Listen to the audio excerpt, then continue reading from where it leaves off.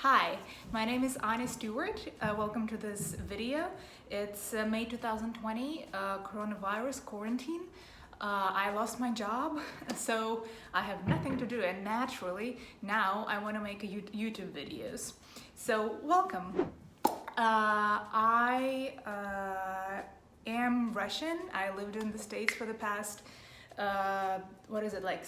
almost 7 years. I grew up in Moscow, and then I got accepted to school in New York and moved to New York at the age of 25 to go to film school, and that's where I met my now husband, who is from LA. And last year around February we moved to LA so that we could be closer to his family. So it's been about a year, several months of me living in Los Angeles, and I wanted to share my thoughts about it, and I would love to hear what do you think. First things first, driving in LA is essential, and I knew it before because I visited it before, but it was on a whole other level when we moved here, and I couldn't drive, and I couldn't pass my test for quite some time, and so it was maybe a half a year or even more when I was dependent on my husband or people picking me up, dropping me off, or Lyft or Uber. And it was really depressing time. I felt like I was in quarantine, but I was in quarantine just by myself, self-isolating. It was really horrible. I'm used to being independent and doing my own thing, and if I want to go there or over there, and now I had to coordinate it, or very often I would just stay at home. Yeah, it was very depressing because I wanted to explore the town and just wander around. You can't really walk here a lot of places you want to explore by car. Eventually, I thankfully passed my test, and I think I literally cried happy tears, yes, when I passed my test, and first drove by myself. It was just amazing. I felt like I'm back. Piggybacking on the whole driving thing, you don't really do a lot of walking here. So for European me, or New Yorker me, or Moscow me, it still is a very hard thing to overcome, I literally have to make sure I go on a walk every day, while in Moscow and New York you just naturally do it, and you don't even think about it. That's how you get around. Here it's an effort. Thankfully there are hikes and stuff here, you can go on walks there, but I say so much. Yeah, walking is an effort, for sure. So I try to make sure I do a walk every day, especially now when you are self-isolating. Solo walks is everything. So after moving here from New York, I realized that shopping here is much easier, especially grocery shopping. You can just go in your car to the store and buy 10 bags of stuff if you want to. So I end up having more variety of things in my kitchen to choose from, and I end up cooking much more and eating generally healthier, because when you cook yourself it's really much healthier. You know what's going in your food and it's your choice. So that I find actually being really nice, because in New York I would always just grab a salad over there or a burrito over here, and who knows what's in there, and you don't even really have any control. I do miss eating out so much, especially in these quarantine times. Nature is absolutely stunning. I grew up in Moscow, so it's winter, and it's a middle of the continent, so there's no that much variety of different nature. Here you have a beach, you have a desert, you have mountains, you have alpine looking hills. It's absolutely amazing, and I still feel like there's so much more to go and see, and I'm very excited to do that once the quarantine is over, or as we move into different stages of reopening. It really blows my mind how beautiful it is. I remember going up the California coast and through Big Sur around 5 p.m. when it was golden hour, and the light was so beautiful, and there were these cliffs that we were, the road is going through the cliffs, and and there are whales jumping like over there in the ocean, and it was magical, absolutely. And this huge redwood forest, oh my god, I can keep going and going, and I think I should make another video about it. But nature here is absolutely stunning. You literally can go swim in the ocean in the morning and go ski in the mountains in the evening. I don't think there's a lot of places like that in the world, so I'm extremely fortunate to be here and have an opportunity to explore it. It's always nice. It's almost always sunny. It's never really cold. You know, like you have to wear like longer pants or shorter pants. That's the kind of like a difference here. I do miss the change in the seasons just because I grew up around it my whole life. It comes with certain traditions and the way you feel in the fall and the way you feel in the spring. And like, I certainly do miss that a lot. Sometimes I feel like it's a bit of a Groundhog Day, and it was almost like last year. It was in a weird way. It was almost annoying to me because I felt so sad about not being able to go anywhere by myself when I was not driving, and this good weather was even like annoying to me. I was like, why is it so nice and I can't go anywhere, you know? So interesting. I saw rattlesnakes on hikes. I saw tarantulas, coyotes, scorpions, spiders that I don't even know what they are.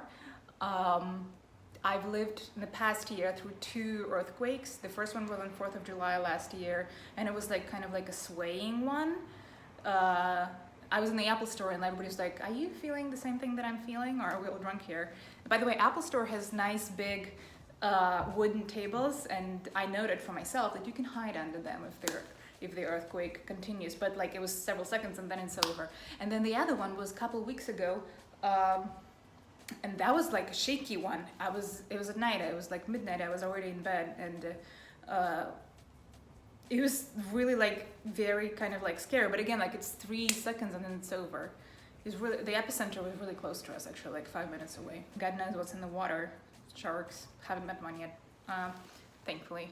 Oh, and speaking about the water, the ocean here, I tried to learn surfing, and I'm just really not used to this very aggressive waves here. Like I really want to swim in them or like learn surfing. Like I always thought, you know, I'll move to California and become one of those like surf girls. But I almost drowned last year trying to surf, and it wasn't fun. The way the waves kept crashing me, and the waves are big almost everywhere.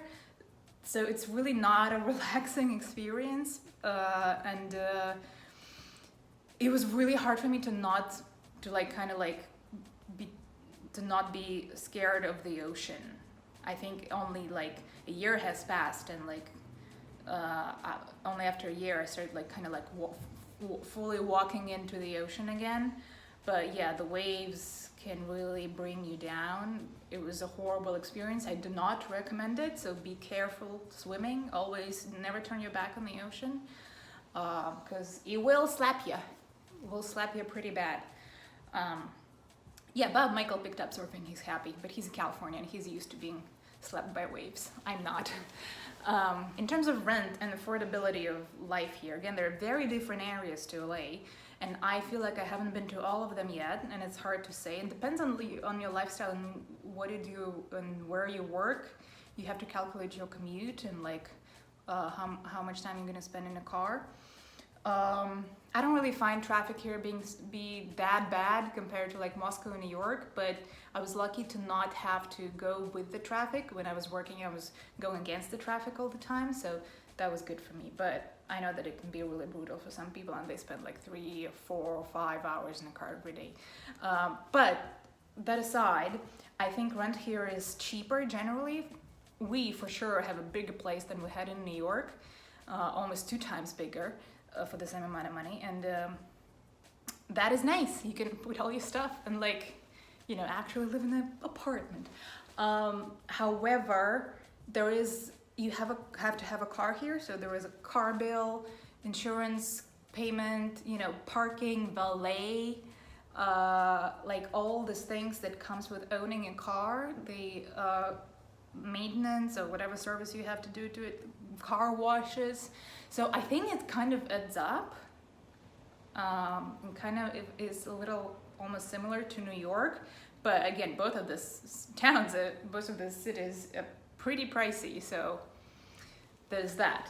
However, in general, I do think that the quality of life in LA is higher, and it's just me, a city girl, grew up in Moscow and then moved to New York, and I miss my city. Sometimes LA feels like a little bit like a more of a like white spread out village, but it's nicer, I think. And if I want, I guess I can go and take the subway here, which they are building a subway here and really expanding it. It's really kind of exciting.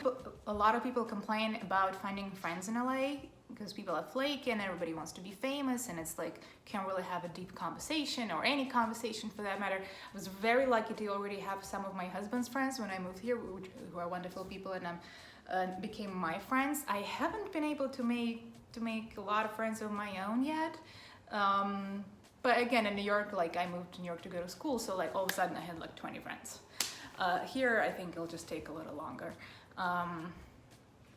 But I was grateful to actually meet immediately very nice people who I had deep conversations with, and I think it's just, you know, you have to like keep looking and keep trying to find your crowd.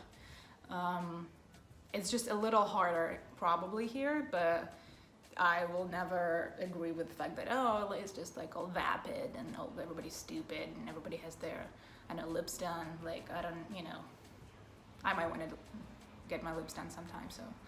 I started meditating. I don't know, it feels like a very California thing for me to do. I used to meditate and like try different apps and like do guided meditations, but it kind of never really worked for me. I don't like having like another person in my space telling me what to do and how to breathe, and then like I was stressed out about not having any thoughts.